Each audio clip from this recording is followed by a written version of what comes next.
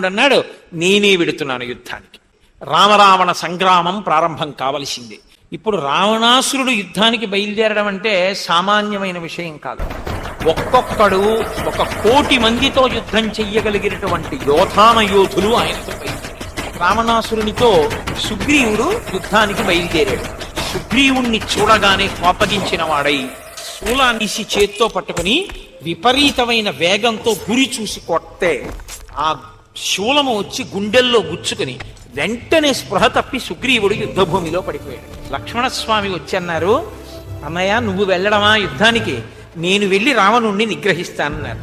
ఈలోగా లక్ష్మణుడు రావణాసురుడి మీదకి యుద్ధానికి వెళ్లే లోపల స్వామి హనుమ రావణాసురుడితో యుద్ధానికి వెళ్ళారు.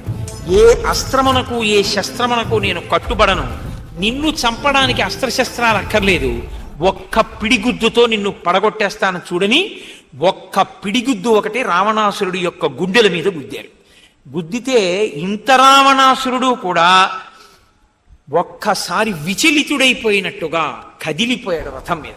హనుమంతటి వారు అంత క్రోధంతో కొట్టిన గుద్దుని తట్టుకుని తన పిడికిలి బిగించి ఆ వానరోత్తముడైనటువంటి హనుమని ఒక్కసారి వక్షస్థలంలో గురి చూసి ఓ గుద్దు గుద్దారు. ఆ రావణాసురుని యొక్క దెబ్బ తన గుండెల మీద తగిలేటప్పటికీ ఇంతటి హనుమ గిర్ర గిర్ర తిరిగి స్పృహ తప్పి నేల మీద పడిపోయారు. లక్ష్మణస్వామి రావణాసురుడి మీద యుద్ధానికి వెళ్ళారు.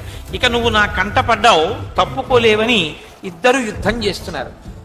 క్రోధాన్ని పొందినటువంటి రావణాసురుడు బ్రహ్మదత్తమైనటువంటి శక్తి అనబడేటటువంటి ఒక గొప్ప అస్త్రాన్ని స్మరించి అభిమంత్రించి లక్ష్మణస్వామి యొక్క వక్షస్థలం మీద ప్రయోగించాడు. అది వచ్చి తగలగానే నేల మీద పడిపోయారు. పడిపోయి గాయపడి మూర్ఛితుడయ్యాడు. పడిపోగానే రావణాసురుడు రథం దిగాడు. దిగి నేల పడిపోయినటువంటి లక్ష్మణుణ్ణి తనతో తీసుకెళ్లిపోవడం కోసమని ఆయన్ని పైకెత్తుతున్నాడు.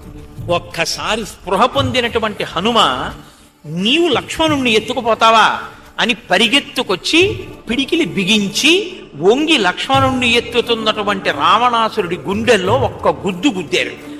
ఆ గుద్దు గుద్దేటప్పటికీ ఒక్కసారి కదిలిపోయి నిలబడడానికి కూడా శక్తి లేక మోకాళ్ల మీద యుద్ధభూమిలో పడిపోయాడు రావణాసురుడు. స్వామి హనుమ స్పృహ కోల్పోయి ఉన్నటువంటి లక్ష్మణస్వామిని తన చేతులతో పైకెత్తి గబగబా వెనక్కి తీసుకెళ్లిపోయారు. అప్పుడు రామచంద్రమూర్తి రావణాసురుడి మీదకి యుద్ధానికి బయలుదేరారు. ఇప్పుడు రామరావణ యుద్ధం మొట్టమొదటిసారి ప్రారంభం అవుతోంది. హనుమ పరుగు పరుగున వచ్చి, స్వామి వాడు రథం మీద ఉన్నాడు, మీరు భూమి మీద నడుస్తున్నారు, మీరు ఇలా యుద్ధం చెయ్యొద్దు, మీరు నా భుజాల మీద కూర్చోండి, నేను మిమ్మల్ని తీసుకెడతాను, మీరు నన్ను వాహనంగా స్వీకరించి యుద్ధం చేయండి అన్నారు. వెంటనే రావణాసురుడు సంజ్ఞ పొంది లేచి రథంలో నిలబడి ధనస్సుని పట్టుకుని బాణాలు పట్టుకుని ఆ రామచంద్రమూర్తి ఎక్కి వస్తున్నటువంటి హనుమ మీద ఏకకాలంలో అనేక బాణములను ప్రయోగించాడు. ఒక్కసారి రామచంద్రమూర్తి ఇలా చూశారు హనుమని. ఎన్నడూ కోపం రానటువంటి రామచంద్రమూర్తికి అపారమైనటువంటి కోపం కలిగింది. వెంటనే తన ధనస్సుని మండలాకారంగా తిప్పి చక్క చక్క చక్క చక్క ఇంకసలు ఆలోచించడానికి వీలు లేని రీతిలో బాణప్రయోగం చేశారు. ఆయన వరసగా బాణప్రయోగం చేసి రథాన్ని, చక్రాల్ని, అశ్వాల్ని, గజపతాకాల్ని, ఛత్రాన్ని, సారథిని అన్నిటినీ పడగొట్టేశారు.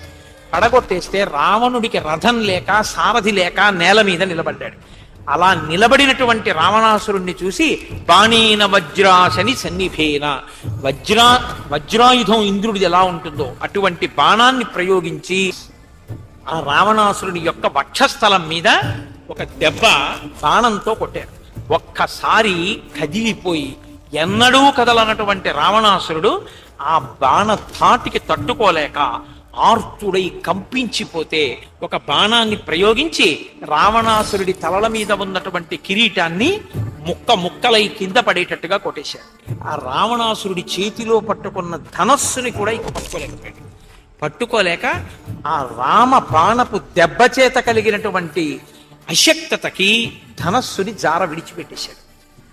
ఇప్పుడు చేతిలో ధనస్సు లేదు, బాణములు లేవు, తల మీద కిరీటం లేదు, రథం లేదు, గుర్రాలు లేవు, సారథి లేడు. యుద్ధ భూమిలో నిలబడి చేతిలో ఏ విధమైనటువంటి రక్షణ లేకుండా ఒక్కడు నీరసపడిపోయి భీతితో భయంతో రామచంద్రమూర్తి వంక చూస్తూ నిలబడి